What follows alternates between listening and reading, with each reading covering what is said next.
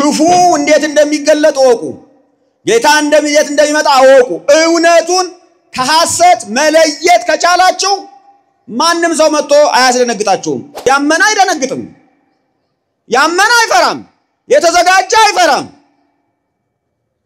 ላላመነ ነውና ፍራቱ ማለት ነው እጃችን ላይ ያለው ስልካችን ንባብ አስተወን ጸሎት አስተወን እጃችን ላይ ያለው ስልካችን አባትና ልጅን አለያየ እናትና ልጅን አለያየ ባልና ሚስትን አለያየ ጊዜያችንን በላ ስልካችን ማለት ነው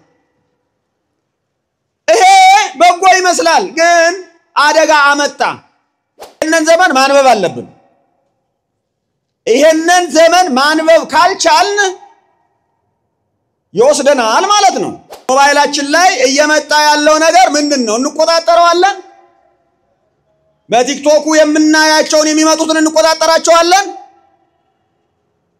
በፌስቡክ የሚመጡትን እንቆጣጣራቸዋለን በዩቲዩብ የሚመጡትን እንቆጣጣራቸዋለን በሌላው ሶሻል ሚዲያ የሚመጡትን እንቆጣጣራቸዋለን even በሜንስትሪም ሚዲያ በቴሌቪዥን የሚመጣውን እንቆጣጣራለን አንቆጣጣርም ከኛ ሲስተም ከኛ ፈቃድ ውጪ ነው ከኛ ቁጥጥር ውጪ ነው አንንም ሰው ቁጥሩን በአካሉ ላይ ካልተከተበ ካልተመዘገበ በቀር እንዳይሸጥ እንዳይለውጥ የሚያደርግ በቀላሉ ለመከታተል የሚያስችል ሲስተም ነው አውሬው ሲመጣ አመፀኛው ሲመጣ የሚያደርገው ነገር ምንድነው ቢባል የመጀመሪያ ስራው በሲስተም ሰዎችን ሁሉ መቆጣጠር ነው ይሄን ራዕይ ዮሐንስ ምዕራፍ 13 ጋር ሄዳችሁ ማንበብ ትችላላችሁ በውጭ በሕግ ይደገፋል በውስጥ ደግሞ በቤተ ክርስቲያን መሪዎች ሳይቀር ይደገፋል እንዲያውም ግፊት ሁሉ በቤተ ክርስቲያን ላይ እኔ እስከማቆረስ ግፊት አድርገው ገንዘብ አንረዳችሁም ብለው እኛ ኢትዮጵያ ውስጥ ያሉ አብያተ ክርስቲያናትን ገንዘብ አንረዳችሁም ይሄን ካልተቀበላችሁ ብለው የገንዘብ እርዳታ ያቆሙ ሁሉ አብያተ ክርስቲያናት አሉ እኔ ያውቃለሁ እግዚአብሔርን ፍቅር ያልተቀበሉ ሰዎች ሌላ ሲመጣ በቀላሉ እንደ ድንቅ ነገር እንደ ተአምር ነገር በጣም እንደሚያስገርም ነገር ሆ ብለው ግር ብለው ይቀበሉታል በእውነትና በሐሰት መካከል የመለየት አቅም እንዲኖርህ እውነተኛውን ፍቅር የሚያድነውን የእግዚአብሔርን ፍቅር የሚያድነውን የእግዚአብሔርን እውነት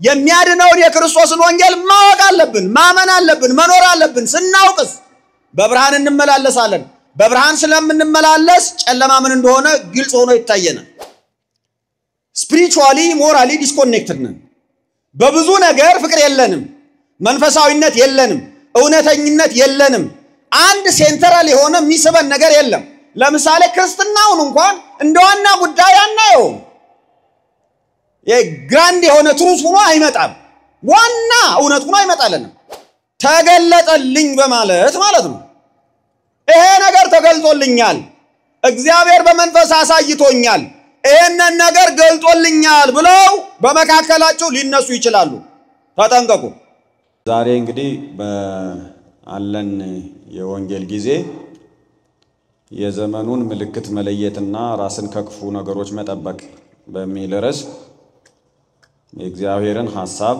የእግዚአብሔርን ፈቃድ እንማማራለን እንነጋገራለን ርዕሱን ያው ትይዛላችሁ ማለት ነው ማስታወሻ የምትይዙ በማስታወሻችሁ ማስታወሻ የሌላችሁ ደግሞ በአይምሯችሁ በልባችሁ ትመዘግቡታላችሁ ማለት ነው ርዕሳችን የዘመኑን ምልክት የዘመኑን ሁኔታ መለየትና ራስን ከክፉ ነገር መጠበቅ የሚለው ነው ርዕሳችን ዋና ዓላማው ያለንበትን ዘመን መመርመር ያለንበትን ሁኔታ መመርመር መመዘን በእግዚአብሔር ቃል ማየት በመድራችን በዘመናችን ያሉ አላስፈላጊ የሆኑ የዋዛ የፈዛዛ ነገሮችን ህይወትን የሚያጠፉ የርኩሰት መንገዶችን ከእግዚአብሔር የሚለዩ የሐሰት ትምህርቶችን ከእግዚአብሔር የሚለዩ ሐሰተኛ አስተማሪዎችን በመለየት ራሳችንን ከእግዚአብሔር ጋር የማኖር ራሳችን ከእግዚአብሔር ጋር እንድንኖር የመታገል የመጣር የመጋደል መንገድ ነው ማለት ነው ለማየት የምንሞክረው ማለት ነው። ስለዚህ አቅጣጫ ለመያዝ እንዲመቸን አጠቃላይ የሆነ ነገር እንይዛለን። እንግዲህ የምድራችን እድሜ እንደ ሰው እድሜ ነው። ይሄ ማለት አንድ ሰው እንደሚወለድ እንደሚያድግ እንደሚያረጅ እንደሚሞትም እናውቃለን። እያንዳንዳችን የምንወለድበት የምናድግበት የምናረጅበት የምንሞትበት ቀመሩ መንገዱ ህጉ ለትውልድም ይሰራል ለእያንዳንዱ ትውልድም ይሰራል። በሌላ አገላለጽ ትውልድ ይነሳል ትውልድ ያድጋል ትውልድ ያረጃል ትውልድ ይሞታል ያልፋል። እያንዳንዱ ግለሰብ እያንዳንዱ ትውልድ የሚነሳበት የሚወድቅበት የሚያረጅበት የሚሞትበት መንገድ ደግሞ አጠቃላይ ለሰው ልጆች ታሪክም ይሰራል። ለአጠቃላይ ለረጅሙ ዘመኑን በሺም በሚሊዮንም እንቁጠረው ያው እኛ በመጽሐፍ የምናውቀው በሺ የሚቆጠሩ ዓመታት ናቸው። የአንዳንድ አዋቂዎች ደግሞ በሺ ዓመታት ምድር ኑራለች ትውልዱ ኑሯል ብለው ይናገራሉ። አሁን እሱን ሙግት እዚህ አላመጣውም። ግን የትኛውም ዘመን ይሁን በየትኛውም ዘመን የተነሳው የትውልዱ ታሪክ ጉዞ በእያንዳንዳችን የግለሰብ ጉዞ ቀመር ውስጥ በእያንዳንዱ የትውልድ ጉዞ ቀመር ውስጥ የሚጓዝ ነው። በሌላ አገላለጽ የሰው ልጆች አጠቃላይ መነሻ አለን መጨረሻም አለ። ስለዚህ ሰዎች በየዘመናቸው በየትውልዳቸው የራሳቸው የሆነ ልዩ የሚያደርግ ነገር ስለሚኖር ዘመናቸውን መመርመር አለባቸው። ዘመናቸውን መፈተሽ አለባቸው። ኃጢአት በአጠቃላይ ኃጢአት ቢሆንም ራሱን የሚገልጥባቸው መንገዶች ደግሞ በየዘመኑ ይለያያሉ። ሰውን መግደል ለምሳሌ ሰውን መግደል መቼም ቢሆን መች ያው ሰውን መግደል ነው። ነፍሱን ከስጋው መለየት በህይወት እንዳይኖር ማድረግ ነው። ሰውን መግደያ መንገዱ ግን በየዘመኑ ይለያያል። ኃጢአት የሚሰራበት ወይም ማኒፌስት የሚያደርግበት መንገድ ግን ይለያያል። ስለዚህ ዘመናችንን እያንዳንዳችን መመርመር አለብን።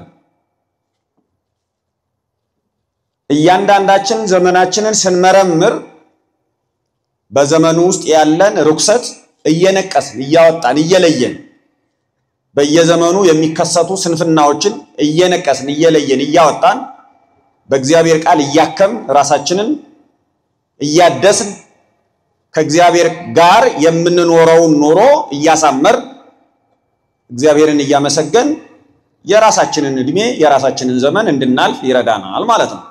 ሐሳቡ አጠቃላይ ማወራበት ነገር ከዚህ ጋር የተያያዘ ነው ማለት ነው። እንግዲህ ዘመንን ስንመረምር ዘመን መነሻ አለው መድረሻ አለው ወይም መነሻ አለው መጨረሻ አለው ብለን አምነን ነው። ዘመን አይለወጥም። የምድር እድሜም መነሻው አይታወቅም መነሻም የለውም። አልፎም እንደዛ የሚሉ አሉ። እንደገና መጨረሻም የለውም። ስለዚህ እንዲህ ነው እንዲያ ነው ብሎ ከዘመን ጋር የሚመጡትን ነገሮች ለማጥናት መሞከር ብዙ ትርጉም ላይኖረው ይችላል ብለው ሊያስቡ የሚችሉ ሰዎች ይኖራሉ። በእኛ በመጽሐፍ ዘመን እንድንመረምር መድኃኒታችን ኢየሱስ ክርስቶስ እንዴት እንዳዘዘን መጀመሪያ ጥቅሱን እንይ። ዘመንን መመርመር የዘመኑን ምልክት የዘመኑን ሁኔታ መለየትና ራስን ከክፉ ነገር መጠበቅ ማለት ምን ማለት እንደሆነ ከጌታ ቃል መነሻነት ነው ይሄን የወሰድኩት ማለት ነው። በማቴዎስ ወንጌል ምዕራፍ 16 ቁጥር 1 ጀምሮ መድኃኒታችን ኢየሱስ ክርስቶስ በሚያስተምርበት ጊዜ ፈሪሳውያንና ሰዱቃውያን የተባሉ ሰዎች ቀርበው ከሰማይ ምልክት እንዲያሳያቸው ጠየቁት። ፈሪሳውያንን ታውቋቸዋላችሁ። ሰምታችኋል ቢያንስ እነማን እንደሆኑ ሰዱቃውያንንም ስማቸውን ቢያንስ ሰምታችኋል ያልሰማችሁ መዝግባችሁ ያዙ እነዚህ ሰዱቃውያን ፈሪሳውያን የሚባሉት በጌታ ዘመን የነበሩ የሃይማኖት ቡድኖች ናቸው ጉልበታሞች ትላልቆች እነዚህ ቡድኖች ናቸው በአይሁድ የሃይማኖት ቡድን ውስጥ ሴክት ውስጥ ያሉ ወሳኝ የሚባለውን ቡድን የሚመሩ ሰዎች ናቸው እነዚህ ሰዎች የአይሁድን ሕግ የአይሁድን ሥርዓት የአይሁድን እምነት የአይሁድን ታሪክ ያውቃሉ ስለዚህ ወደ ኢየሱስ ክርስቶስ ቀረቡና ከሰማይ ምልክት እንዲያሳያቸው ጠየቁት ይላል ከሰማይ የሚለው ቃል የሚያሳያችሁ ምንድነው እስካሁን ድረስ በጣም ብዙ ምልክቶች አይተዋል ማለት ነው ሰዎቹ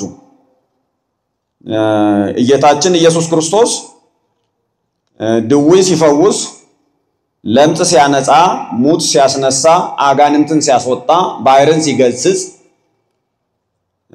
5 እንጀራና 2 ዓሣ አበርክቶ ለ5000 ሰዎች ሲመግብ 12 መሶብ ሲያስነሳ አይተዋል የተተረፈረፈ በረከቱንም አይተዋል አሁን እነዚህ ሰዎች የለም አሁን አንተ ከሰማይ መጥቻለሁ ይያልህ አይደለ ስለዚህ በመድር ያደረከውን አይተናል አጋንንትን ስታስወጣም አይተናል ድውይ ስትፈውስ ለምጽ ስታነጻ አይተናል ሙት ስታስነሳ አይተናል ባሕር ስትገስጽ አይተናል ስለዚህ ከሰማይ ምልክት እንድታሳየን እንፈልጋለን አሉት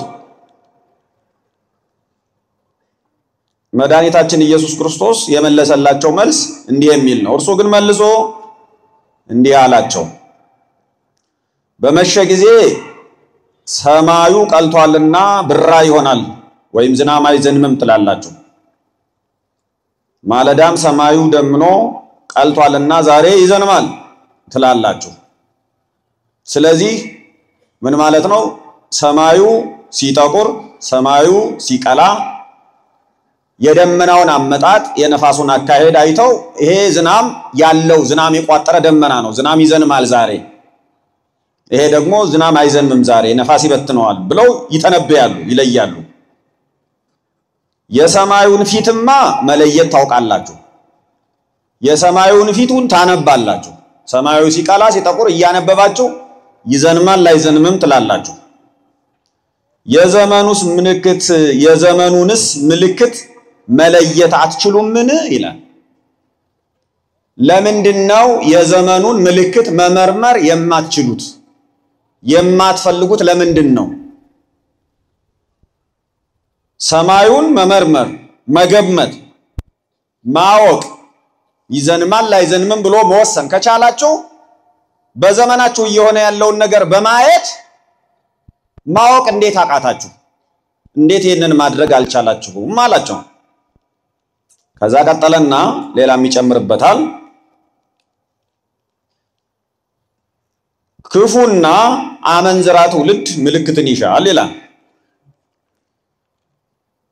አሁን ምልክትን መሻትን ከክፋትና ከአመንዝራነት ጋርም አያይዞ ይናገራል እልባትም ይሰጣል ከዮናስ ምልክት በቀር ምንም ምልክት አይሰጣችሁም ይላል ይሄንን ብዙ እንዳንገፋው መድኃኒታችን ኢየሱስ ክርስቶስ በዚህ አውድ ውስጥ ነው ዘመናችሁን መርምሩ የዘመኑን ሁኔታ ለዩ በዘመኑ ያለውን ሁኔታ መርምራችሁ በመለየት ራሳችሁን ከክፉ ነገር ጠብቁ ከስህተት ጠብቁ ከክፋት ጠብቁ ከአመንዝራነት ጠብቁ ራሳችሁን የምትጠብቁበት መንገድ አንዱ ዘመኑን መለየት ነው መመርመር ነው አጠገባችሁ ያለውን ነገር በመለየት ርኩሱን ርኩስ ቅዱሱን ቅዱስ በማለት መወሰን ትችላላችሁ አይምሮ አላችሁ ደግሞ መጽሐፍ አላችሁ ሕግ አላችሁ አስተማሪዎች አሏችሁ አምላክ አላችሁ ሃይማኖት አላችሁ ይሄንን የምትለዩበት ስለዚህ ይሄንን ለምን አልቻላችሁም ብሎ በመገሰጽ ነው ትምህርቱን የጀመረው ማለት ነው ለኔም ይሄንን አጠቃላይ ማቀርበውን ወንጌል ትምህርት በዚህ ላይ ነው መሰረታው ማለት ነው ይሄን ክፍል በሉቃስ ወንጌል ምዕራፍ 12 ቁጥር 54 እስከ 56 ታገኙታላችሁ ተመሳሳይ በሆነ መንገድ መድኃኒታችን ኢየሱስ ክርስቶስ ተግሳጾን ሲያቀርብ ትምህርቱን ሲያስተምር እናያለን ማለት ነው ስለዚህ ዘመናችንን የምንመረምረው በምን ሁኔታ ነው ወይም ለምን ዓላማ ነው ሲባል ብዙ ጊዜ ዘመኑ ቀርቧል ዘመኑ ሊፈጸም ነው ስለዚህ በተለያየ መንገድ ምላሽ መስጠት አለባችሁ ተብሎ ከተለያዩ ሰዎች ድምጽ እንሰማለን። አንዳንዶች ደግሞ ቸል ያልናቸው ድምጾች ደግሞ በሌላ በኩል ይመጣሉ። የዘመኑን አቅጣጫ የዘመኑን ነፋስ የሚያሳዩ ነገሮች ይመጣሉ። ስለዚህ ክርስቲያኖች ዘመንን ለመመርመር የዘመናቸውን መስመር መለየት መቻል አለባቸው ማለት ነው።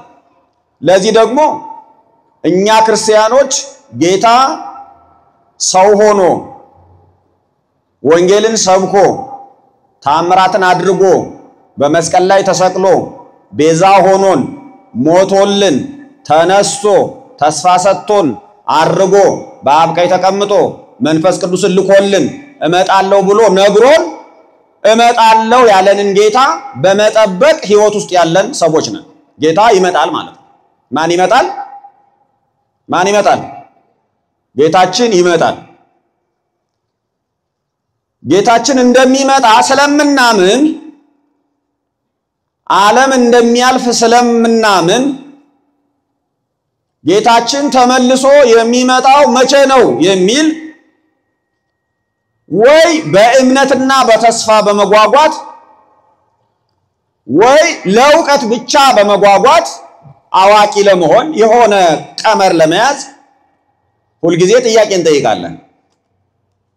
ጌታችን ቃል በቃል የተናገረውን በራዕየ ዮሐንስ ምዕራፍ 22 ቁጥር 12 ላይ እንዲህ ብሎ ተናግሯል።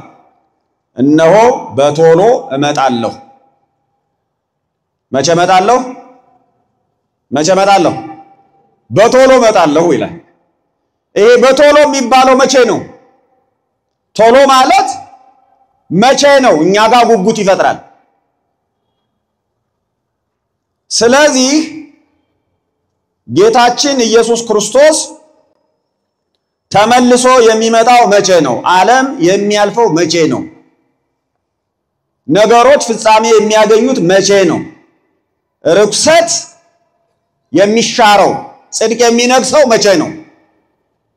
ዲያብሎስ የሚታሰረው መቼ ነው? ወይም ደግሞ የዘላለም ፍርድ የሚሰጠው መቼ ነው? ለጻድቃን የሚፈረድላቸው መቼ ነው? በኃጢአተኞች የሚፈረድባቸው መቼ ነው? ግፈኞች ግፋቸውን መተው ማቆም ከዛም ደግሞ ለፍርድ መቅረብ የሚችሉት መቼ ነው የሚል የአንድ ግለሰብ አይደለም የትውልድ ሁሉ ጉጉት ነው፣ ፍላጎት ነው። ይሄንን ለመጠየቅ ይሄንን ጥያቄ ለመመለስ ደግሞ ሁለት አማራጮች አሉ። ሁለት መልሶች ይሰጣሉ ብዙ ጊዜ ማለት መቼ ነው ጌታ የሚመጣው ለሚለው ማለት ነው። ይሄንን የምፈልገው ዘመኑን ቸክ እንድናረግበት መነሻ እንዲሆነን ነው። ጌታ መቼ ነው የሚመጣው ለሚለው ጌታ የሚመጣው በቅርብ ነው ብለው የሚያምኑ አሉ። እንዲያውም ቀን ያስቀመጡ አሉ፣ ቀን የቆረጡ አሉ፣ ቀን ያለፈባቸውም አሉ። አፍረው ተዋርደው የተናገሩት ትንቢት የቆረጡት ቀን ቀርቶ ተዋርደው አፋቸውን የያዙ አሉ። የለም በዚህ መንገድ ነው ደግሞ ይሄ ቀን የተስተካከለ ብለው የሚናገሩ አሉ። ይሄንን የትውልድ ጉጉት የጌታን ተመልሶ መምጣት የዓለምን ማለፍ የፍርድን መሰጠት ለጻድቃንና በኃጥአን የሚሰጠውን ፍርድ የሚጠብቀውን የትውልዱን ጉጉት ኤክስፕሎይት ማድረግ የሚፈልጉ ወይም መበዝበዝ የሚፈልጉ ለራሳቸው ጥቅም የሚጠቀሙ በጣም ከፍተኛ ሕዝብ ስላለ አሁን ነው ብሎ የሚሰብኩ አሉ። ይሄ በጳውሎስ ዘመንም ተከስቶ ነበር። ጳውሎስ ራሱ እያለ ማለት ነው። ለተሰሎንቄ ሰዎች ሁለት ደብዳቤ ጽፏል፣ ሁለት መልእክቶች ልኳል።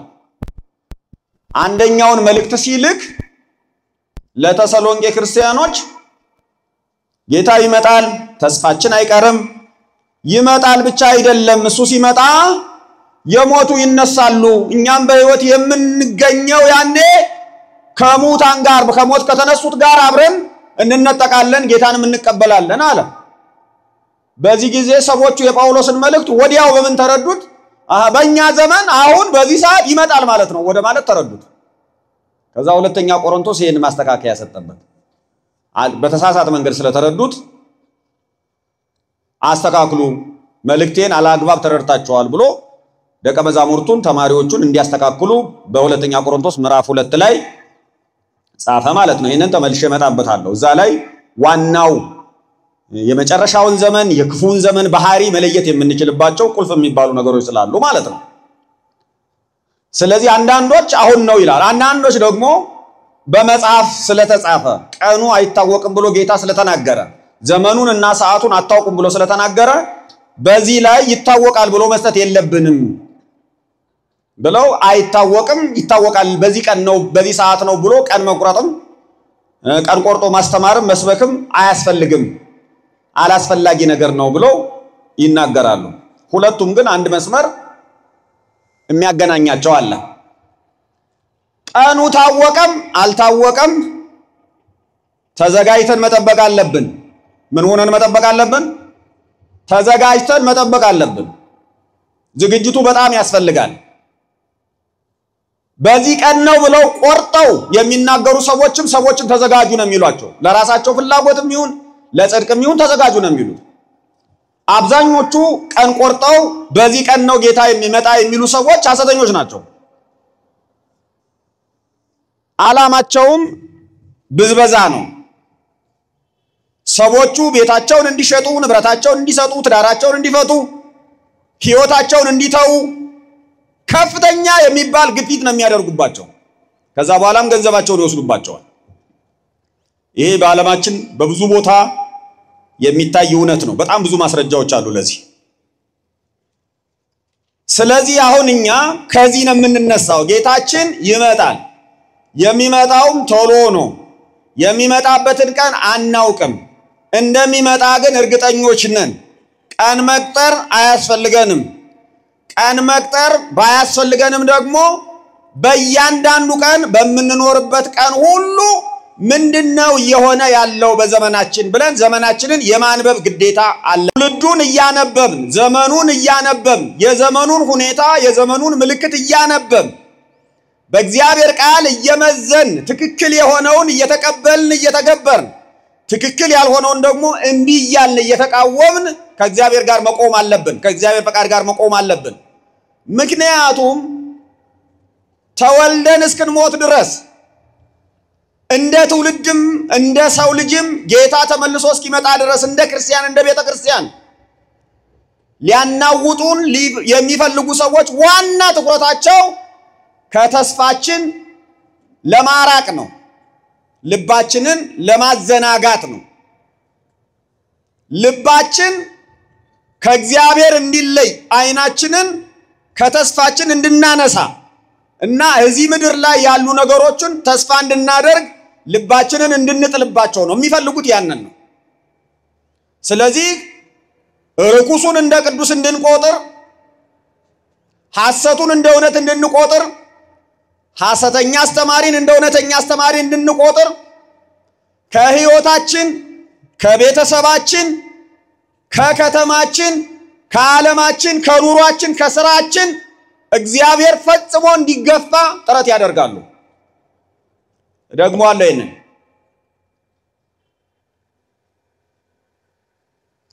ከህይወታችን እግዚአብሔር እንዲወጣ ከልባችን እንዲወጣ ከቤተሰባችን እግዚአብሔር እንዲርቅ እንዲወጣ ከሥራ ቦታችን እንዲወጣ ከከተማው እንዲወጣ ከሚዲያው እንዲወጣ ከሥራ ህይወት ሰርክላችን እግዚአብሔር እንዲርቅ ከፍተኛ የሆነ ትግል ይደረጋል። ምን ያህል እንደምናነበው አላውቅም። ስለዚህ ይሄንን ዘመን ማንበብ አለብን። ይሄንን ዘመን ማንበብ ካልቻልን ይወስደናል ማለት ነው። ያባብላል፣ ይስባል፣ ያሰጥማል፣ ይጎዳል፣ ደግሞም ይመቻል። አይቆረቁርም፣ ገድል የለበትም፣ ጸሎት የለበትም፣ ጾም የለበትም፣ ለሌላው ማካፈል የለበትም። ስግብግብ መሆንህ እንደ ጀግንነት ሊቆጠር ይችላል። ደም ማፍሰስህ ወንድምን እንደ መርዳት ሊቆጠር ይችላል። ሲስተሙ መልካም ነገርን በማንቋሸሽ መጥፎ ነገርን እንደ መልካም ነገር በመቁጠር መልካም ነገር አስመስሎ የማቅረብ አቅሙ በጣም እያደገ ነው። ስለዚህ እሱን ማንበብ አለብን በደንብ ማለት ነው።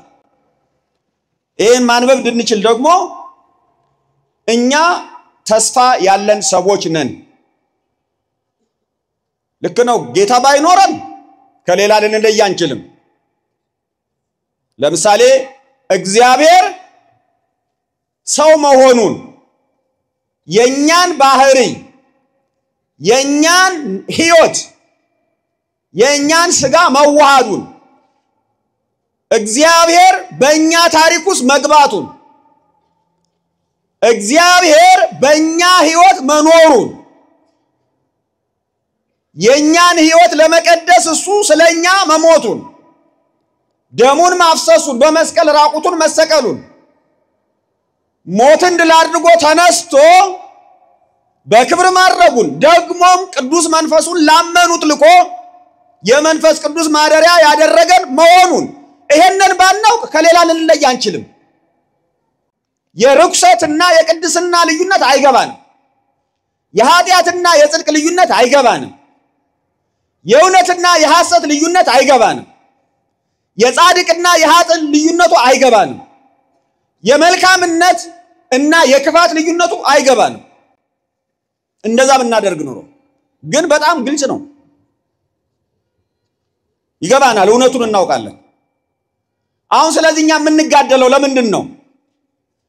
የተቀበልነው ያመንነው የምንሰብከው የምንኖረው እውነት አለ።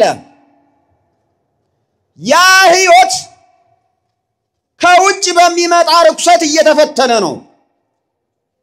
እየተዋጋን ነው። እየተጋደልን ነው። ታጥቀናል ወይ? ተዘጋጅተናል ወይ? ገድሉ ገብቶናል ወይ? መንፈሳዊውን ውጊያ ገብተንበታል ወይ? በእግዚአብሔር ሐሳብ ላይ ከፍ ያለውን ነገር አይምሮአችን ላይ የሚሰራውን ሥራ አይምሮአችንን ለመማረክ የሚደረገውን ትግል አውቀነዋል ወይ? ወይስ ምርኮኞች ነን? ምርኮኞች ከሆን በቃ እዛው ገብተናል ማለት ነው። ወይም ወዶ ገብም ልንሆን እንችላለን። የግድ ሳንገደድ ልንሆን እንችላለን። ስለዚህ ይሄንን ነገር መለየት እንድንችል የመጀመሪያ ስራችን ኢየሱስ ክርስቶስ ተስፋችን ይመጣል። ሲመጣ በግል ሕይወታችን፣ ሲመጣ በቤተሰብ ሕይወታችን፣ ሲመጣ በቤተ ክርስቲያን ሕይወታችን መጠበቅ የምንችለው እንዴት ነው ስንል የቤተ ክርስቲያን እድሜ ረጅም ነው። የእያንዳንዳችን እድሜ ደግሞ የተለካ ነው፣ አጭር ነው። ስለዚህ እያንዳንዳችን እድሜያችንን ወደ ቤተ ክርስቲያን እድሜ፣ ወደ ቤተ ክርስቲያን ቅድስና፣ ወደ ቤተ ክርስቲያን ተስፋ፣ ወደ ቤተ ክርስቲያን ሕይወት ለማምጣት ለመለወጥ ለማስተካከል ከዓለም መለየት አለብን። ዓለም ደግሞ እንዳንለያት ውጊያዋን መቀጠሉ አይቀርም። ስለዚህ ምን ብናደርግ ይሻላል የሚለውን ነገር ለመለየት ሁለት ነገሮችን መውሰድ አለባችሁ።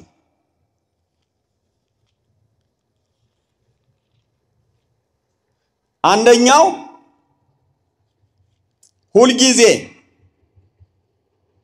ሁልጊዜ ክፉና መልካም አብረው ነው እያደጉ ያሉት። መልካም ነገሮችና ክፋት። ለምሳሌ ዕውቀት ያድጋል። ዕውቀት ደግሞ መሳሪያ ስለሆነ ክፋትንም የማድረግ ጽድቅንም የማድረግ አቅም አብሮ እየጨመረ ነው የሚሄደው። ስለዚህ በሌላ አገላለጽ ጻድቅ በጽድቁ ይበረታል፣ ኃጥእም በኃጢአተኝነቱ እየበረታ አቅም እያገኘ ነው የሚሄደው። የሰው ልጆች ጽድቅን የመስራትም ኃጢአትን የመስራትም አቅማቸው እየጨመረ ነው። ምክንያቱ ደግሞ የዕውቀት መጨመር። ክፋትና መልካምነት እያደጉ ነው። ክፋትን የመስራትና መልካምን ነገር የማድረግ አቅማችን እየጨመረ ነው። ይሄ መጀመሪያ መለየት አለብን። ምክንያቱም ዕውቀት እየጨመረ ነው። የሰው አቅም እየጨመረ ነው። የትውልዱ ቁጥር ብቻ አይደለም እየጨመረ ያለው የሰው ቁጥር ብቻ አይደለም እየጨመረ ያለው የሰው ዕውቀት አቅም እየጨመረ ነው ይሄ ደግሞ ክፉ የመስራት አቅምም ጭምር መጨመሩን እናያለን በዚህ ሁኔታ ጥንቃቄ ያስፈልጋል ለምሳሌ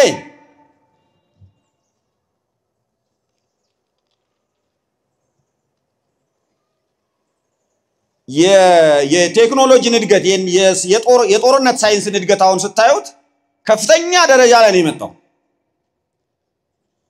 ለጦርነት የምንጠቀመው የትኛው ዕውቀት ለጦርነት የምንጠቀመው ዕውቀት የሚያገለግለው መሳሪያውን የሚሰራው ዕውቀት ለመልካም ነገርም ይሰራል መልካም ነገርም መስራት ይችላል የግዴታ አንድን ከተማ ማፍረስ ብቻ አይደለም ከተማን የሚገነባል ያው ዕውቀት ማለት ነው አንድን ሰው ለመግደል ወይም አንድን ህዝብ ለማጥፋት ብቻ አይደለም ያንን ህዝብ ለመጠበቅና ለመርዳት ለማሳደግም ያገለግላል ያው ዕውቀት ማለት ነው መሳሪያውን ያገለግላል ስለዚህ ይሄ ጥንቃቄ ይፈልጋል ማለት ነው ሰው ልጅ አቅም ላይ ምን አይነት ከፍ ያለ ነገር እየተቀመጠ እንደሆነ መለየት አለበት ይሄ ነገር እያደገ ሲሄድ ዝም ብለን ማየት አንችልም የማሰብ አቅማችን የመወሰን አቅማችን የማድረግ አቅማችን እየጨመረ ሲሄድ በግልም ሆነ እንደ ማህበረሰብ እንደ ሀገርም ሆነ እንደ ዓለም እየጨመረ ሲሄድ ኃላፊነት ለርኩሰትም ጥጉን የማድረግ ለጽድቅም ጥጉን የመምጣት አቅም አለው ይሄ የመጀመሪያ በጣም አስቸጋሪ የሚሆነው ነገር ነው ማለት ነው ሁለተኛው ደግሞ በዚሁ አንፃር ሰዎች በጣም እየተለያዩ በጣም እየተሳሰሩ ነው የመጡ ያሉት በጣም እየተሳሰረ ነው በጣም ደግሞ እየተለያየን ነው በጣም እየተገናኘን ነው በጣም ደግሞ እየተለያየን ነው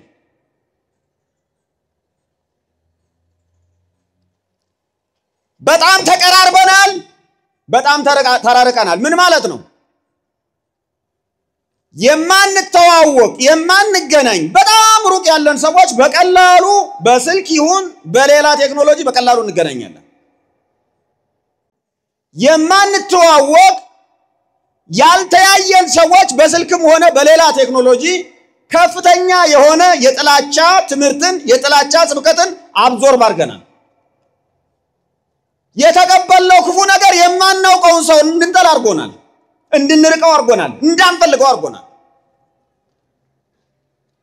ያገኘነው ቴክኖሎጂ ደግሞ በቀላሉ ክፉንም ይሁን መልካም ሰውን በቀላሉ እንድናገኝ አድርጎናል ኢንተርኮኔክትድ ነን እንደገና ደግሞ ዲስኮኔክትድ ሆነናል ማለት ነው ስፒሪቹዋሊ ሞራሊ ዲስኮኔክትድ ነን በብዙ ነገር ፍቅር የለንም መንፈሳዊነት የለንም እውነተኝነት የለንም አንድ ሴንትራል የሆነ የሚስበን ነገር የለም ለምሳሌ ክርስትናውን እንኳን እንደዋና ጉዳይ አናየው የግራንድ የሆነ ትሩዝ ሆኖ አይመጣም ዋና እውነት ሆኖ አይመጣልን ዘራችን ሊሆን ይችላል ቋንቋችን ሊሆን ይችላል የፖለቲካ አመለካከታችን ሊሆን ይችላል የተወለድንበት አካባቢ ሊሆን ይችላል ወይም የሆነ ሌላ አሁን እኔ በዝርዝር ውስጥ ያላመጣሁት ሌላ ነገር ዋና ሆኖ ይመጣል ግንዱ ሆኖ ይመጣል ክርስትናውን ዋናውን ክርስቶስን ሳብሴት እናደርገዋለን እስር እንደፍቀዋለን ማለት ነው በዚህ ሰዓት ላይ ነገሮች ሁሉ ምስቅልቅል ይላሉ ዋናውን ቅርንጫፉን ዋና እንደማድረግ ደግሞ ዲስኦርጋናይዝድ የሆነ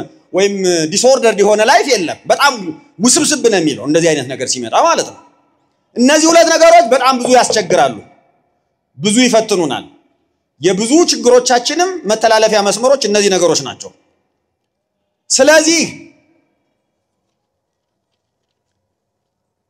የመጀመሪያው ምን እናድርግ የሚለውን ነገር እንመልከት የመጀመሪያው ነገር የጌታችን የኢየሱስ ክርስቶስ መምጣት የሐሰተኛው የክፉ መገለጥ የዚህ ዓለም ፍጻሜ የተሳሰሩ ናቸው ሁሉ ጊዜ እነዚህ ነገሮች አትዘንጉ የጌታችን የኢየሱስ ክርስቶስ የተስፋችን ተመልሶ መምጣት የዚህ ዓለም ፍጻሜ የክፉ ያመፀኛው የአጥፊው መገለጥ የተሳሰሩ ናቸው። ተናበው ልንረዳቸው የሚገቡ ክስተቶች ናቸው። ጌታ ይመጣል ማለት ወይም የጌታ መምጫው ቀን ቀርቧል ማለት የአጥፊው የክፉ መምጫ ቀን ቀርቧል ወይም ተገልጧል አለ በመካከላችን ክፉ አለ ማለት ነው። የዓለም ፍጻሜ ቀርቧል ማለት ነው። የዓለም ፍጻሜ ቀርቧል ማለት ጌታ ሊመጣ ቀርቧል ማለት ነው።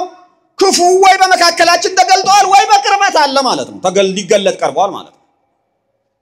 እነዚህ ነገሮች አያይዘን መረዳት አለብን። ይሄንን ሐዋርያው ቅዱስ ጳውሎስ ዘመናቸውን እንዲመረምሩ ጊዜያቸውን እንዲያስተውሉ በተለያየ ነገር ከመደንገጥ ይልቅ ረጋ ብለው እንዲኖሩ ተረጋግተው እንዲኖሩ ለማድረግ የተሰሎንቄ ክርስቲያኖችን ምን እንዳዘዛቸው ተመልከቱ። በሁለተኛ ተሰሎንቄ ምዕራፍ 2 ላይ ቅዱስ ጳውሎስ እንዲህ ይላል፣ ነገር ግን ወንድሞች ሆይ ስለ ጌታችን ስለ ኢየሱስ ክርስቶስ መምጣትና ወደ እርሱ ስለመሰብሰባችን በመንፈስ ወይም በቃል ወይም ከኛ እንደሚመጣ በመልእክት የጌታ ቀን ደርሷል ብላችሁ ከአይምሯችሁ ቶሎ እንዳትናወጡ እንዳትደነግጡ እለምናችኋለሁ። አንድ ነገር እለምናችኋለሁ፣ አንድ ነገር አሳስባችኋለሁ። እርሱም ምንድነው? የጌታ መምጫው ቀን ቀርቧል ብላችሁ አትናወጡ። ምክንያቱም ብዙ ሐሰተኞች ይሄንን ነው ኤክስፕሎይት የሚያደርጉት።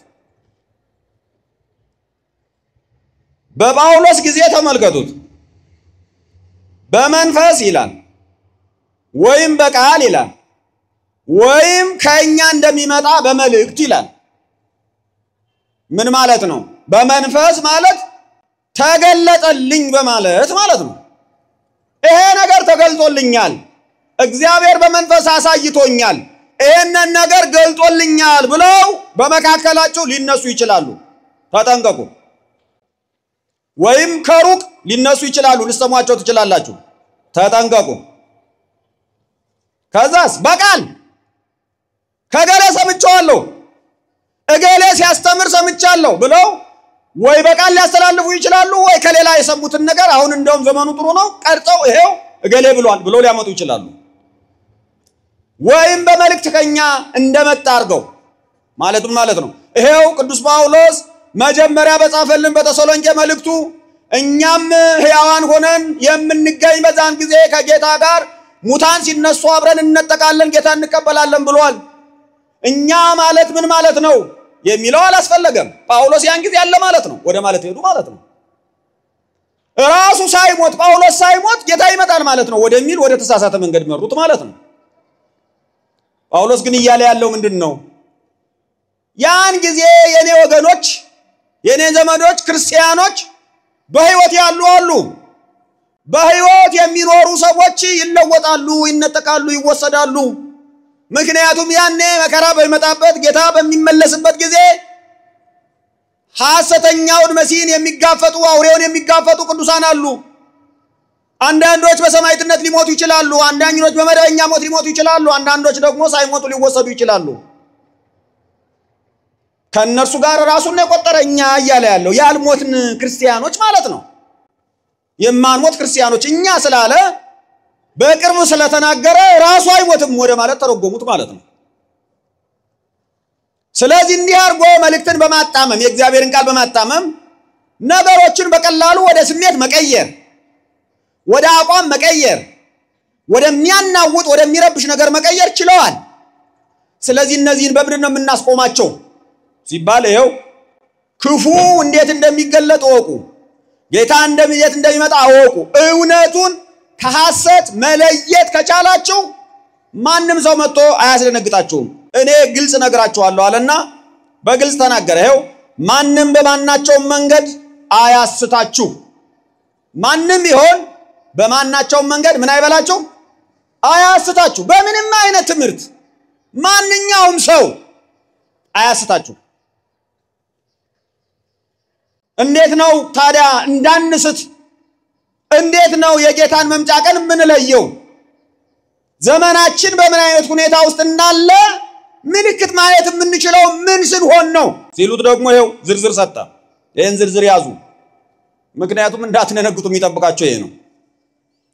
ክህደቱ አስቀድሞ ሳይመጣ የዓመፅ ሰው እርሱም የጥፋት ልጅ ሳይገለጥ አይደርስምና። መጀመሪያ ምን ይገለጣል? ክህደቱ ይገለጣል። መጀመሪያ ክህደቱ ይገለጣል፣ የዓመፅ ልጅ ይመጣል። ክህደቱ ምን ድረስ ነው? የዓመፅ ልጅ ማን ነው የሚለውን ደግሞ እንዴት እንደሚገልጠው ተመልከቱት። የዓመፅ ልጅ እንዴት ራሱን እንደሚገልጥ ተመልከቱት። እኔ እግዚአብሔር ነኝ ብሎ አዋጅ እየነገረ እኔ ማን ነኝ ብሎ እኔ ማን ነኝ ብሎ እግዚአብሔር ነኝ ብሎ አዋጅ እየነገረ በየቦታው እኔ እግዚአብሔር ነኝ እኔ ክርስቶስ ነኝ ሲሉ እምንሰማቸው ሰዎች አሉሳ። እነሱ አይደሉም ማለት ነው? ምልክት አይሆኑንም? አያስፈራም ማለት ነው? አያስደነግጥም ማለት ነው? እንዳንል ደግሞ የት አካባቢ እንደሆነ ይሄን ተመልከቱት። እኔ እግዚአብሔር ነኝ ብሎ አዋጅ እየነገረ በእግዚአብሔር ቤተ መቅደስ እስኪቀመጥ ድረስ በማን ቤተ መቅደስ? በማን ቤተ መቅደስ? በእግዚአብሔር ቤተ መቅደስ። አሁን ከሃዲው የዓመፅ ልጅ ምን ድረስ ነው የሚያምፀው? የጥፋት ልጅ ምን ድረስ ነው የሚያጠፋው?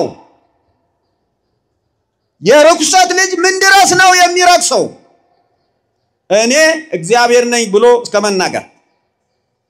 ኦኬ፣ ይሄንን የት ነው የሚያደርገው? በእግዚአብሔር ቤተ መቅደስ ላይ ተቀምጦ። ከዛስ አምላክ ከተባለው ሁሉ ሰዎችም ከሚያመልኩት ሁሉ በላይ ራሱን ከፍ ከፍ የሚያደርገው አምላክ ከኔ በቀር የለም ብሎ ነው ደግሞ ይመጣ። ያኔ ሲመጣ የትኛውም ሰው አምላክ ብሎ ከሚያመልከው አምላክ እኔ ነኝ የምበልጠው፣ እኔ ነኝ የተለየው፣ እኔ ነኝ ዋናው፣ እኔ ነኝ እውነተኛው ብሎ ነው የሚመጣው። ይሄ ተቃዋሚ ነው። ተቃዋሚው እርሱ ነው አለ። ይሄ መገለጥ አለበት። ይሄ ካልመጣስ መደንገጥ አያስፈልግም። ማመን ያስፈልጋል፣ መዘጋጀት ያስፈልጋል፣ መጸለይ ያስፈልጋል። ቢመጣም ራሱ መደንገጥ አያስፈልግም። ያመነ አይደነግጥም፣ ያመነ አይፈራም፣ የተዘጋጀ አይፈራም። ላላመነ ነውና ፍርሃቱ ማለት ነው። ይሄን ማስወገድ አለበት ይላል። ከዛ ምን ይላል መሰላችሁ? ገና ከናንተ ጋር ሳለው ይህንን እንዳልኩ ትዝ አይላችሁም? ምን ይልና በገዛ ራሱ ጊዜ የሚገለጥ ዘንድ የሚከለክለውን አሁን ታውቃላችሁ። በራሱ ጊዜ ይገለጣል። አሁን የሚከለክለው ምን እንደሆነ ታውቃላችሁ። አሁን አስተምሯቸዋል ማለት ነው።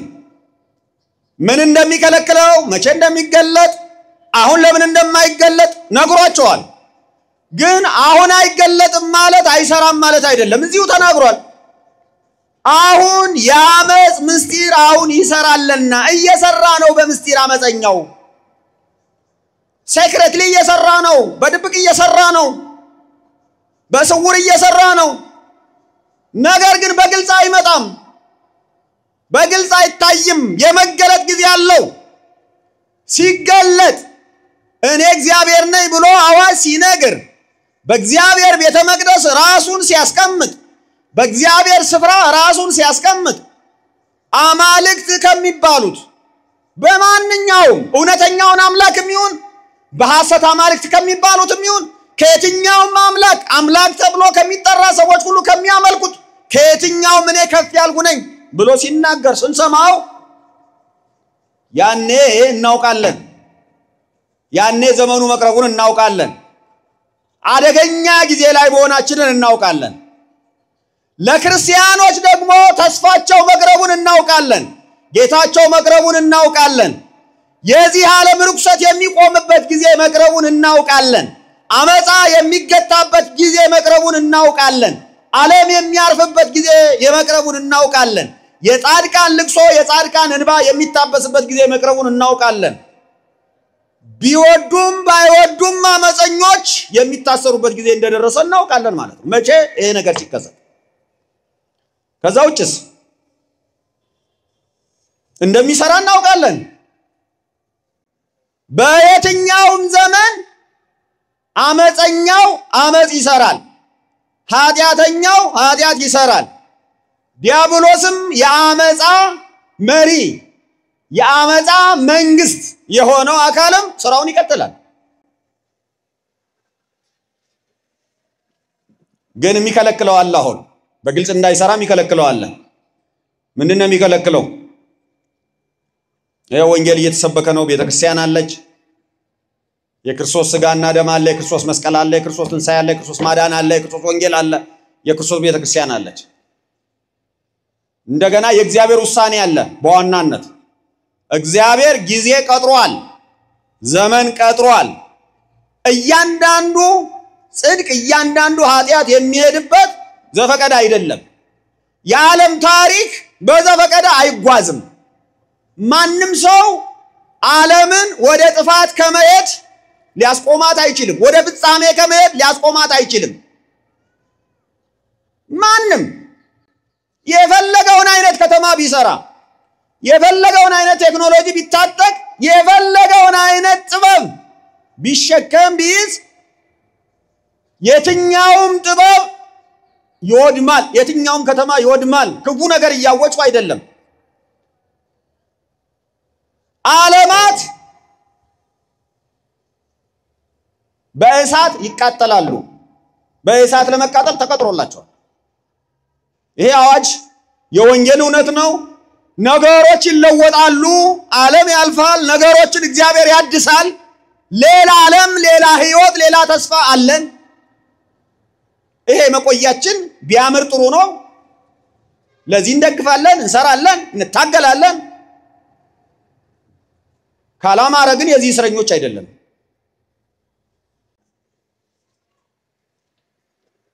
ቢያምርም የዚህ እስረኞች ልንሆን አንችልም። ኦሬዲ ራሳችንን ለጌታ ሰጥተናል። ከዓለም ወጥተናል፣ ግን በዓለም ውስጥ እንድንኖር ተፈቅዶልናል። ለዓላማ ለሥራ እየኖርን ነው። ስለዚህ ይሄንን እንዴት ነው የሚገልጸው? ከዛ በኋላ ሰዎች እንዴት ነው የሚቀበሉት? ተመልከቱት። በዚያን ጊዜ ጌታ ኢየሱስ በአፉ መንፈስ የሚያጠፋው ሲመጣም በመገለጡ የሚሽረው አመፀኛ ይገለጣል። ይሄ ይሆናል። ያኔ የሚሆነውን በተቃራኒው ተመልከቱት። በተቃራኒ የሚሆነው ነገር ነው በጣም የሚያሳስበኝ። በጣም ማስተዋልም ያለብን ይሄን ነው።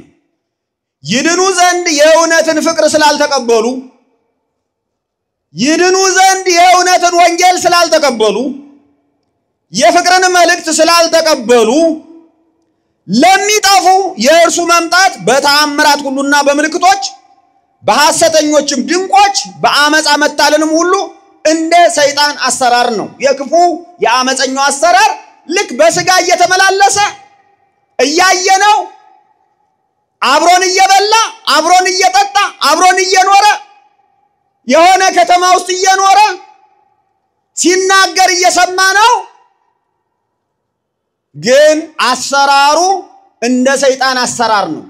አትዘ very mysterious ማለት ነው። ነገሩ በጣም ሂድን ነው። እያየነው ነገሩን የሚመራው ከውስጥ ያለው ሰይጣን ነው።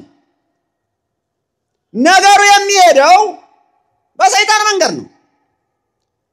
እንደዚህ አይነት ሰዎች መጀመሪያ ይከተሉታል፣ ይደግፉታል፣ ይቀበሉታል። ለምንድን ነው የሚቀበሉት? ለምንድን ነው የሚደግፉት ቢባል ይድኑ ዘንድ የፍቅርን መልእክት አልተቀበሉም። የፍቅርን ወንጌል አልተቀበሉም። ይሄው እዚሁ ጋር የሚለው ተመልከቱ። ይድኑ ዘንድ የእውነትን ፍቅር ስላልተቀበሉ ነው። በእውነት የተገለጠን እውነተኛውን ፍቅር ያልተቀበሉ፣ የእግዚአብሔርን ፍቅር ያልተቀበሉ ሰዎች ሌላ ሲመጣ በቀላሉ እንደ ድንቅ ነገር፣ እንደ ተአምር ነገር፣ በጣም እንደሚያስገርም ነገር ሆ ብለው ግር ብለው ይቀበሉታል። ምን ማለት ነው? ከክፉ ማምለጥ የሚፈልግ ሰው ስሙኝኝ በደንብ፣ ከክፉ ማምለጥ የሚፈልግ ሰው ከሰይጣን የማታለል ጥበብ ማምለጥ የሚፈልግ ሰው የሚያድነውን እውነተኛውን የእግዚአብሔርን ፍቅር ማወቅ አለበት። ካላወቀስ ሌላው አታላይ ያታለለዋል። ምክንያቱም ወዳጅ መስሎ ነው የሚቀርበው፣ ጠላት መስሎ አይቀርብም።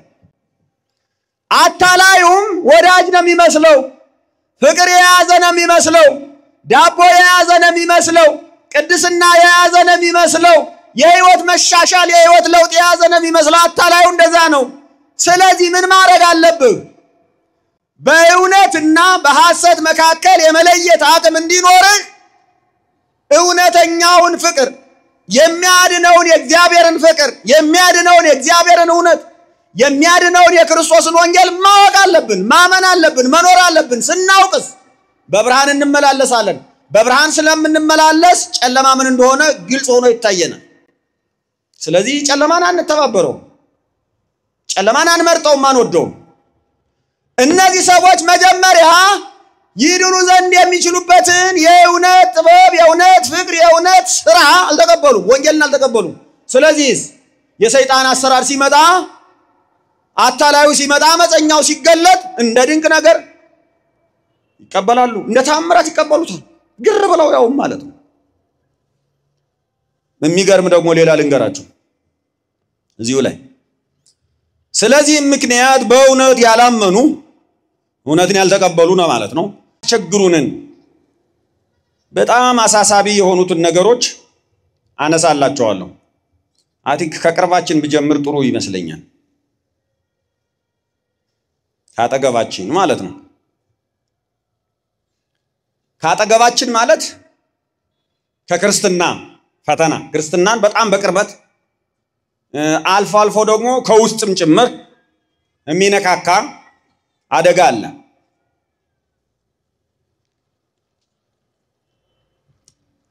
በመጽሐፍ ርኩሰት ርኩሰት ነው፣ ኃጢአት ኃጢአት ነው፣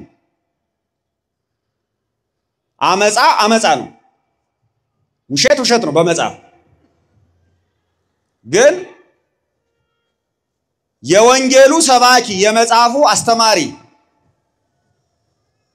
አመፃን አመፃ አይደለም ይሄ መብት ነው ብሎ ብታገኙት ምን ሊከሰት ይችላል? አመፃ ለምሳሌ ርኩሰት መብት ሆኖ አመፃ መብት ሆኖ ኃጢአት እንደ ጽድቅ ተቆጥሮ ቦታ ተሰጥቶት ወንበር ተሰጥቶት ብታገኙ ማለት ነው። ያ ደግሞ ከተማ ውስጥ አይደለም፣ መዝናኛ ቦታ አይደለም፣ ቤተክርስቲያን ውስጥ ቤተክርስቲያን ነን በሚል ውስጥ ቤተክርስቲያን ውስጥ አልበለው ቤተክርስቲያን ነን በሚል ውስጥ ያ ደግሞ በተራው ምዕመን አይደለም፣ በአስተማሪው ጭምር በሰባኪው ጭምር በመሪው ጭምር እንደዚህ አይነት ነገር ተደርጎ ብታገኙ ምራምትሉት ይሄ ዓለማችን እያየ ነው ያለ ነው። ይሄ ፈተና ትንሽ ነገር አይደለም። በቤተ ክርስቲያን ታሪክ እኔ እስከማውቀው ድረስ የቤተ ክርስቲያን መሪ ክርስቲያን በየትኛውም ዘመን አሁን እኛ ካለንበት ዘመን ውጪ በየትኛውም ዘመን ርኩሰት ሳይል አልፎ አያውቅም፣ ደግፎ አያውቅም። አመፀኛን ኃጢአተኛን ርኩሰትን እምቢ ያለን ያ በስሙ ብንጠራው ሰዶማዊነትን አመፀኝነትን ይሄንን መብት ነው እንደ መብት ሊቆጠር ይችላል ብሎ ያስተማረ ምዕመን ያስተማረ የቤተ ክርስቲያን መሪ በጭራሽ የለም። አሁን ግን አለ። ስለዚህ ይሄ ዘመን መቼ ነው የጀመረው? እንደዚህ አይነቱ ታሪኩን ከዚህ ዘመን ብለን መውሰድ እንችላለን። ነገር ግን የኛ ዘመን ነው። በእኛ ዘመን ይሄ ያለ ነው። ይሄ ካለ ለቤተ ክርስቲያን የውስጥ አደጋም ነው የውጭ አደጋም ነው። በውጭ በሕግ ይደገፋል፣ በውስጥ ደግሞ በቤተ ክርስቲያን መሪዎች ሳይቀር ይደገፋል። እንዲያውም ግፊት ሁሉ በቤተ ክርስቲያን ላይ እኔ እስከማቆረስ ግፊት አድርገው ገንዘብ አንረዳችሁም ብለው እኛ ኢትዮጵያ ውስጥ ያሉ አብያተ ክርስቲያናትን ገንዘብ አንረዳችሁም ይሄን ካልተቀበላችሁ ብለው የገንዘብ እርዳታ ያቆሙ ሁሉ አብያተ ክርስቲያናት አሉ። እኔ ያውቃለሁ። ስም ላለመጥራት ነው። ይሄ ለትውልድ አደጋ ነው። ለቤተ ክርስቲያን አደጋ ነው። ለምንጠብቀው ለተስፋችን ለክርስቶስ መምጣት አንድ ሴንስ የሚደረግ ሽታ ነው። አደጋ ነው። ቤተ ክርስቲያን አካባቢ እንዲኖር ማንፈልገው በምድራችን እንዲኖር ማንፈልገው ነገር ነው። ግን በምድራችን ማስቆም አንችልም። ምክንያቱም ከቤተ ክርስቲያን ውጭ የሆነ ሰው አለ። ርኩሰቱን የሚደግፍ ሰው አለ። ያ ሰው እንዳይኖር ማድረግ አንችልም። የዛን ሰው መብት የመኖር መብት አንከለክልም። ቤተ ክርስቲያን ላይ ግን ቦታ እንዲኖረው አንፈልግም። አያስፈልግም ማለት ይሄ አንዱ ነው። ሌላስ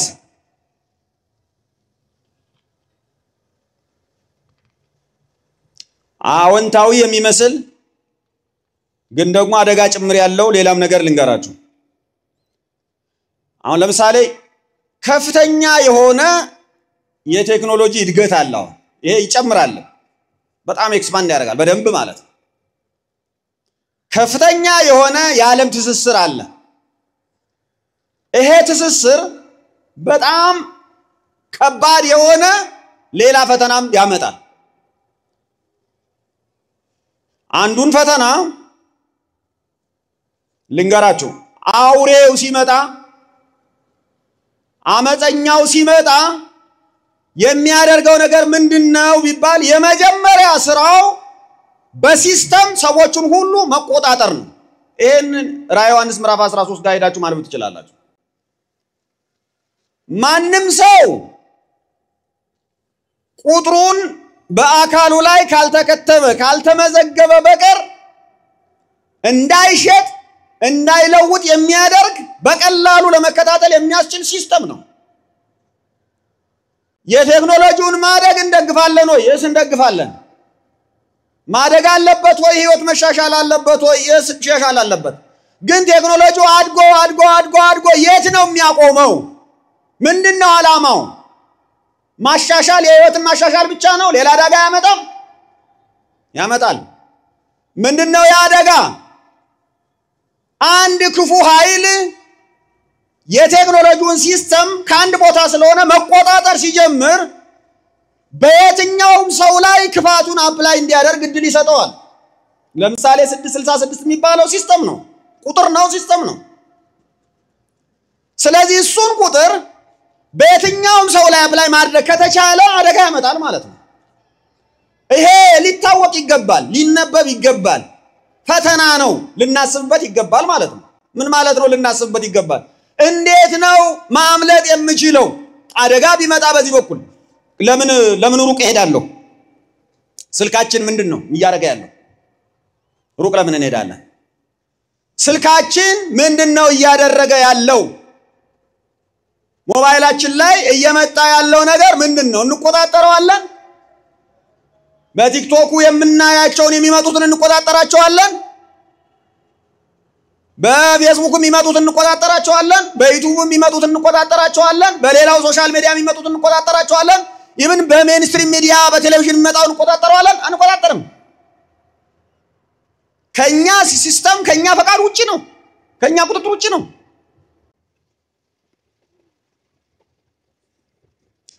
ስለዚህ እጃችን ላይ ያለው ስልካችን ንባብ አስተወን፣ ጸሎት አስተወን።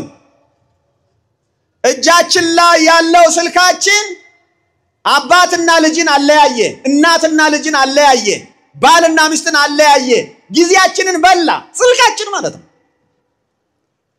ይሄ በጎ ይመስላል፣ ግን አደጋ አመጣ። ስለዚህ ቴክኖሎጂውን ቃል በቃል ቀጥታ እንቃወመውም። ነገር ግን እንዴት ነው የሚተላለፈውን ነገር እንዴት ነው ኮንትሮል ማድረግ የሚቻለው? ይቻላል ወይ? እንዴት ነው ማኔጅ የምናደርገው? እንዴት ነው ራሳችንን የምንጠብቀው? እንችላለን ነው? ይሄ ሁሉ ፈተና ነው።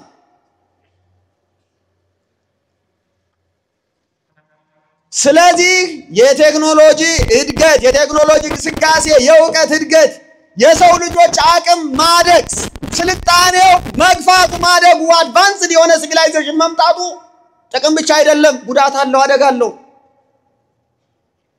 መገራት አለበት ምንድነው የሚገራው እምነት ምንድነው የሚገራው እውነት ምንድነው የሚገራው ፍቅር ምንድነው የሚገራው የሰው ልጆች ነፃነትና እኩልነት ምንድነው የሚገራው ወንድማማችነት የኛ ህይወት ከስልጣኔ በላይ ነው ከቴክኖሎጂ በላይ ነው ከሳይንስ በላይ ነው ከእውቀት በላይ ነው ስለዚህ ለሰው ህይወት ዋጋ የሚሰጥ ስርዓት መኖር አለበት ያ ደግሞ ክርስትና ነው የክርስትና ጨውነት የክርስትና ብርሃንነት የክርስቶስ ጨውነት የክርስቶስ ብርሃንነት እዚህ ላይ ነው ያማይሆን ከሆነ እንጎዳለን እንታመማለን እንመረዛለን እምንታከምበት መንገድ ከሌለን ከቃሉ ከራቅ ከንስሐ ከራቅ ከወንጌል ከራቅ ከክርስቶስ ከራቅ ከጸሎት ከራቅ ህመሙ እየጸና ይመጣል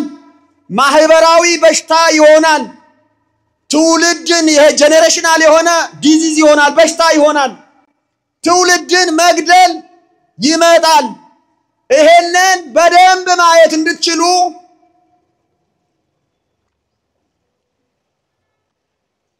መጽሐፈ መሳፍንት ምዕራፍ 2 ጋር ቤታችሁ ሄዳችሁ ነው የምታነቡት እኔ ሐሳቡን ነው ማቀርብላችሁ አንድ ጥቅስ ብቻ ላነብ ስለፈለኩ ነው ሁሌ በጣም የሚያስገርመኝ ማለት ነው መጽሐፈ መሳፍንት ላይ ይሄ ተጽፏል ሁሌ አይሞራችሁ ጋር እንደውም ይሄ ሸክም እንዲሆንባችሁ የትውልድ እንትን ነው የትውልድ ህማም ነው የትውልድ በሽታ ነው አንድን ትውልድ ብቻ ሳይሆን በጣም ብዙ ትውልድ የበላ ማለት ነው 12 መሳፍንት ተነስተዋል 12ቱ መሳፍንት የተነሱበትን መንገድ ተመልከቱ መጽሐፈ መሳፍንት ምዕራፍ 2 ላይ ቁጥር 8 ላና እስከ 10 ድረስ ሶስቱን ቁጥሮች ላነብላችሁ የእግዚአብሔር ባሪያ የነዌ ልጅ ኢያሱ እድሜው 110 ዓመት ሲሆነው ሞተ በተራራማው በኤፍሬም ሀገር በጋስ ተራራ በሰሜን ባለችው በርስቱ ዳርቻ በትምና ሄሬስ ቀበሩት ትውልድ ሁሉ ደግሞ ወደ አባቶቻቸው ተከማቹ ይልና ከነዚያም በኋላ እግዚአብሔርን ለእስራኤልም ያደረገውን ሥራ ያላወቀ ሌላ ትውልድ ተነሳ ይላል ይታያቸዋል ኢያሱ ሞተ የእስራኤል መሪ ሽማግሌዎች ከኢያሱ ጋር እስራኤል የመሩት ሁሉ ሞቱ አለፈ ትውልድ ሁሉ ወደ አባቶች ተከማቸ አለፈ ምን ማለት ነው እግዚአብሔርን የሚያውቀው ኢያሱ ሞተ እግዚአብሔር ለእስራኤል ያደረገውን የሚያውቀው ኢያሱ ሞተ እግዚአብሔርን የሚያውቁ ከኢያሱ ጋር የእስራኤል መሪዎች የነበሩ ሽማግሌዎች ሞቱ እግዚአብሔርን የሚያውቀው እግዚአብሔር ለእስራኤል ያደረገውን ሥራ የሚያውቅ አንድ ትውልድ አለፈ ይሄ ሲያልፍ እግዚአብሔርንና እግዚአብሔር ለእስራኤል ያደረገውን የማያውቅ ሌላ ትውልድ ሌላ ማለት ምን ማለት ነው ሌላ አመል ያለው ሌላ አምላክ ያለው ሌላ ህይወት ያለው ሌላ ፍላጎት ያለው የእስራኤልን አምላክ እግዚአብሔርን የሚተው የአብርሃምን አምላክ የሚተው ጣዖታትን የሚከተል የአሕዛብን ልማድ የሚከተል ርኩሰትን የሚከተል አመጣን የሚከተል ሌላ ትውልድ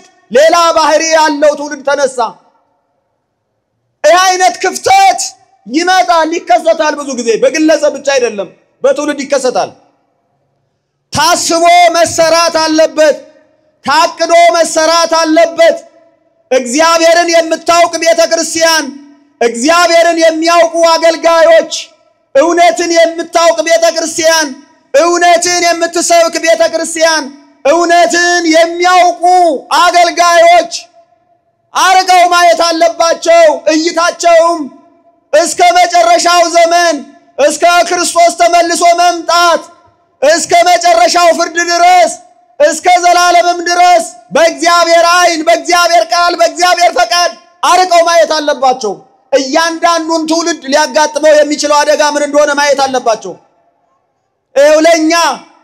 ሐሰተኞች እንደ ልባቸው የሚናገሩ ጥላቻን እንደ ጽድቅ የሚሰብኩ መለያየትን እንደ አንድነት የሚሰብኩ ገናና ታሪክን የሚያራክሱ ስልጣኔን እውነተኛውን መንገድ እግዚአብሔር የሚወደውን ነገር የራሳቸውን ስሜት አስከትለው የሚናገሩ ሁሉ መጡ።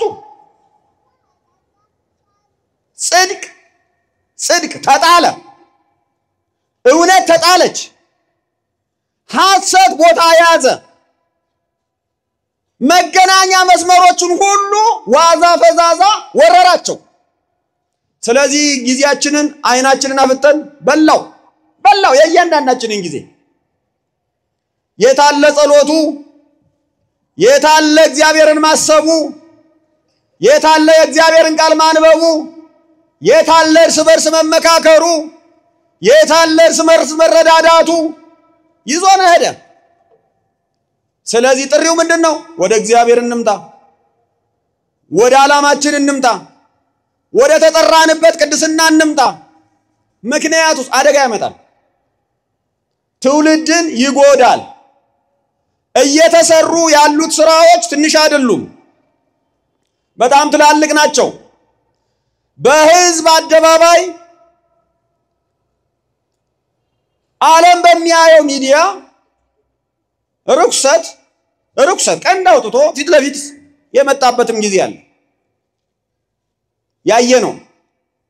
የወንጌል መስበኪያ መድረኩን አትሮኑሱን ነካካ፣ የህዝብ አደባባዩን ወረረ፣ ዓለም የሚገናኝበትን ሚዲያ አረከሰ። እንደዚህ አይነት ነገሩ መጣ። እንደዚህ አትበሉ ሌላ ልንል አንችልም። ሐሰት ነው፣ ርኩሰት ነው፣ አመጽ ነው። እውነትን እንታዘዛት፣ እንቀበላት፣ ያለዚያ እንጎዳለን። እግዚአብሔር ደስ አይለውም ብቻ አይደለም፣ እኛ እንጎዳለን፣ ትውልድ እንጎዳለን፣ እንከስራለን። አመጻ ማንንም አያዋጣም፣ ኃጢአት ማንንም አያዋጣም፣ ርኩሰት ማንንም አያዋጣም፣ ሐሰተኛ መንገድን መከተል ማንንም አያዋጣም፣ ግፈኝነት ማንንም አያዋጣም፣ ዋዛ ፈዛዛ ማንንም አያዋጣም። ኃጢአት ነው፣ በቃ አለቀ፣ ይቁም። ይሄ በኃይል አይቆምም፣ ይሄ በውሳኔ አይቆምም፣ ይሄ በጉልበት አይቆምም፣ ይሄ በአዋቂዎች ዕውቀትና ምክር አይቆምም፣ ይሄ በሐኪሞች ሕክምና በመርፌ በክኒን አይቆምም። ይሄ የሚቆመው በእግዚአብሔር ፍቅር ነው። በማን ፍቅር ነው? በእግዚአብሔር ፍቅር ነው። እግዚአብሔርን በማወቅ ነው። እግዚአብሔርን በመፍራት ነው። ፈቃዱን በማወቅ ነው። ፈቃዱን ካወቅን ሕክምናው መድኃኒቱ ፈቃዱ ነው፣ ቃሉ ነው። የክርስቶስ ፍቅር ነው።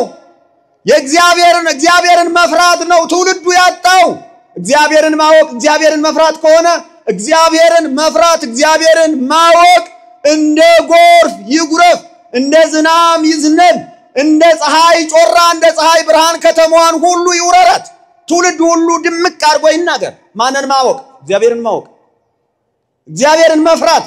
ለኛ ከፀሐይ ብርሃን የደመቀ ከዝናም የበዛ ከጎርፍ የበዛ ከምድር የሰፋ ከሰማይ የሰፋ ኃይላችን፣ ጉልበታችን፣ ተስፋችን እግዚአብሔርን ማወቅ ነው። ለከተማዋ የምንሰብከው ለዓለም የምንሰብከው ይሄንን ነው። ይሄ ይጠቅማል።